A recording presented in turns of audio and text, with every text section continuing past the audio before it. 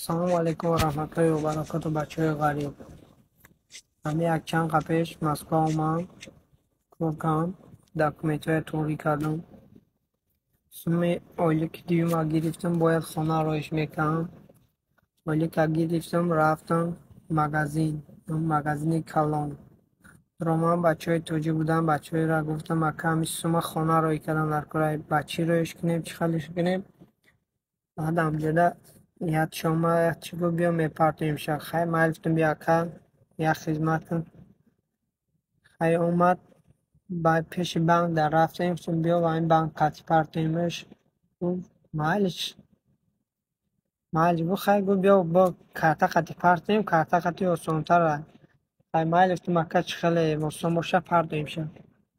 رفتیم بانک هم از بیر بانک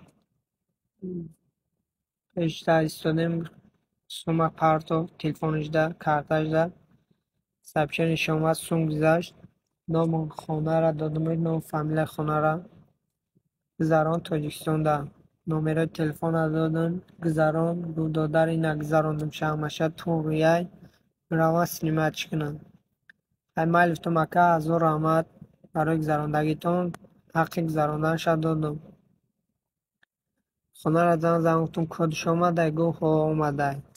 خیلی مالفتم پناهتون بخدا.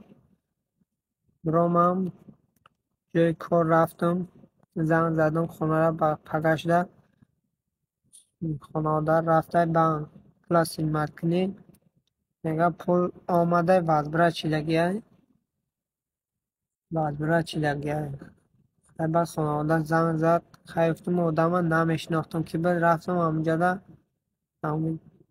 گذران دادم سومه گذراندنش بایا چیکار کردم من نمیدونم و همی کارتا گذرانده با وزبره چی کدگیه خیلیش میشیده باشه مادام بیناموس یا پدر کدام بعد این کار به سر مرا کردی خداوند ترا جزا بده. من هیچی نمیگم اگر مرا تماشا کرده سباش خداوند جزا بده.